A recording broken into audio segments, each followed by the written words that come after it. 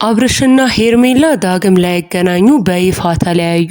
የሩታ ደስታ እንዲሁም ደግሞ ጋሽዬ ምን አሉ የሚለውን ይዤላችሁ መጥቻለሁ። ሩታን የምትወዱ ሩታን የምትደግፉ ሁሌም ከሩታ ጎን ነን የምትሉ የሰው እድገት፣ የሰው መነሳት፣ የሰው ለውጥ የሚያስደስታችሁ ቅንና ንጹህ የሀገሬ ልጆች እንደምን አላችሁ? በያላችሁበት ሰላማችሁ ብዝት ይበልልኝ።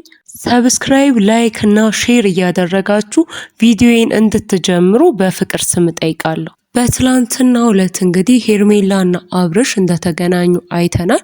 ሄርሜላ ነበረች አብርሽን የጠራችው። እንግዲህ ከዚህ በኋላ የአብርሽና የሩታ ሁኔታ አዝማሚያቸው እንደሚመለሱና አብረው እንደሚሆኑ ስለገባት እንዲሁም ደግሞ ከዚህ በኋላ እሷ የአብርሃም ሕይወት ውስጥ ብትቆይ አብርሽ አሁን ልብ እየገዛ ስለሆነና ትዳሬን ቤቴን ሚስቴን እያለ ስለሆነ ከዚህ በኋላ እሱ ጋር ምንም እንደማትሰራ ስለገባት ይመስላል ጠርታ አብርሃምን ቀጥታ በቃ ከዚህ በኋላ እንለያይ፣ እኔ ከአንተ ህይወት ውስጥ መውጣት አለብኝ ብላ ቀጥታ የነገረች። እንዲያውም ይሄ አብርሃም መወሰን ያቃተውን ውሳኔ ነው እሷ የወሰነችለትና በዚህ በኩል በአሁን ባደረገችው ነገር ሄርሜላ ጥሩ ነው፣ ልክ ነው የሰራሽው። ምንም ብትሳሳችም እስካሁን ያለው ነገር ጥሩ ባይሆንም ትዳርም ብትበጠብጭም ወይም ደግሞ ብታጣይም አሁን ላይ ግን የሰራሽው ነገር ጥሩ ነው፣ ልክ አድርገሻል ብለው ብዙ ሰዎች ደግፈዋታል። ምክንያቱም ደግሞ እስካሁን ድረስ አይታችሁ ከሆነ አብርሽ ውሳኔ ሊወስን አልቻለም ነበር። ተወዛግቦ ነበር ያለው፣ መሀል ላይ ነበር ያለው። ምናልባት ሄርሜላ ይሄን ውሳኔ አሁን ላይ ባትወስኑና እንደዚሁ እየተገናኙ ቢቀጥሉ ድጋሚ ከሩታ ጋር ያለው ነገር ከተስተካከለም በኋላ እንደዚሁ እየተገናኙ ወይም ደግሞ እሱ ህይወት ውስጥ ብትሆን ኖሮ ምናልባትም ድጋሚ አብርሽና ሩታ የመጣላታቸው ምክንያት ትሆን ነበር። ምክንያቱም ደግሞ ማንም ሚስት አይደለም ሩታ፣ ማንም ሚስት ቢሆን ባሉን ከእንደዚህ አይነት ሴት ጋር ድጋሚ ማየት አይፈልግም።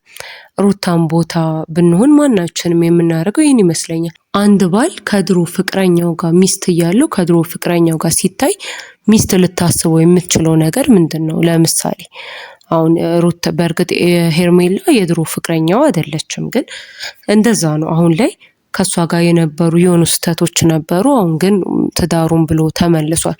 ግን መልሰን ከሷ ጋር ሩታ ብታየው ሌላ በሰላም ጉዳይ እንኳን ቢሆን ወይም ደግሞ ሌላ ኖርማል ይሄ ለሌላ ኬዝ ባይሆን እንኳን የተገናኙት ልክ አይደለም።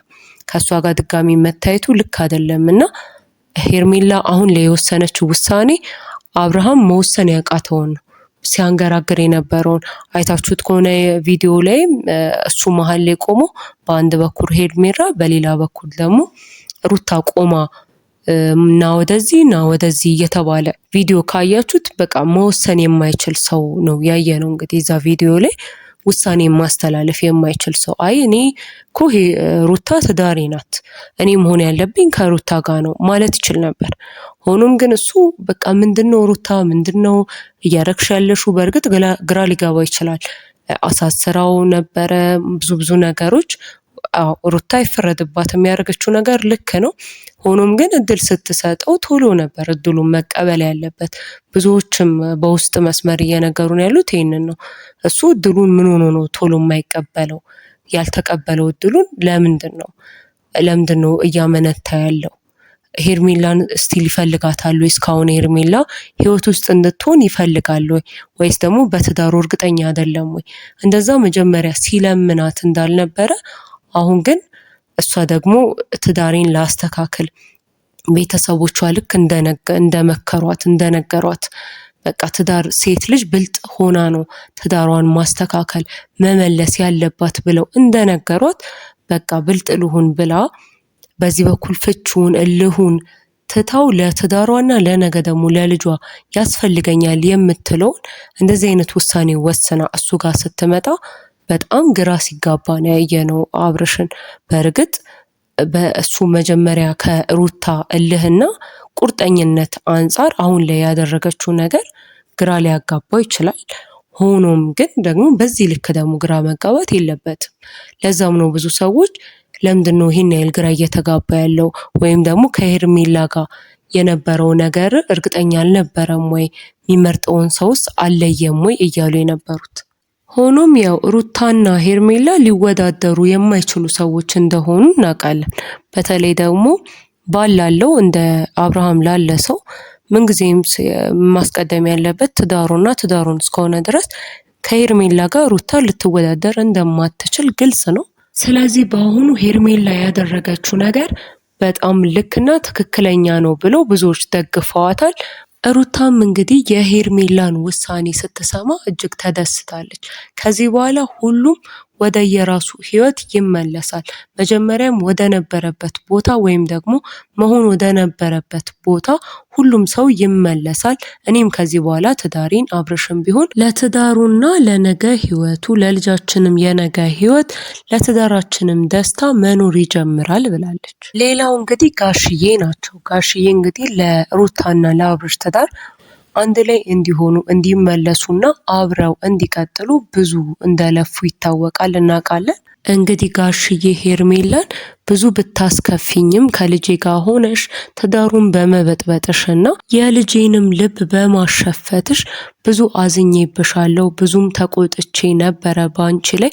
ሆኖም አሁን ላይ የወሰንሽው ውሳኔ የብልህ ሰው የብልህ ሴት ውሳኔ ነውና አንቺም በምትሄጅበት በመንገድሽ ሁሉ ህይወትሽን ፈጣሪ ይባርክልሽ። እኔም ባንቺ ደስተኛ ነኝና አቅፌ መርቄ አሰናብትሻለሁ ብለው መርቀው ሸኝተዋታል። እንግዲህ ከዚህ በኋላ የሁላ ውዝግብ ሩታና አብርሽ የነበራቸው ጸብ፣ አብርሽ ከሄርሜላ ጋር እያሳየ የነበረው አላስፈላጊ ነገር፣ የሩታ ዘመዶች ወንድሞች እያደረጉ የነበሩት የአብርሽ ጓደኞች እየሄዱ የነበሩት አላስፈላጊ ውዝግብና የሁላ ትርምስ ወደ ማብቂያው መድረሱን አይተናል። እንግዲህ ብዙዎችም ከዚህ በኋላ ሌላ አብርሽን እንደምናይ ተስፋ እናደርጋለን።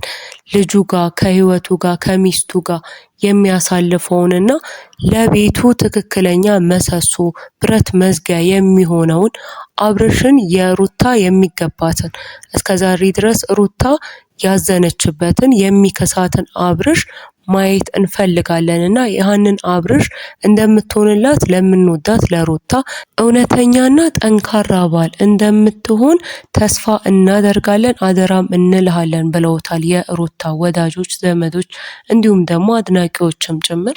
የተወደዳችሁ ቤተሰቦቼ ለዛሬ ይዤላችሁ የመጣሁት መረጃ ይህን ይመስል ነበር። ሰብስክራይብ፣ ላይክ እና ሼር እያደረጋችሁ ቤቴን እንድትደግፉ አደራ ላለው። ሰላም ቆዩ።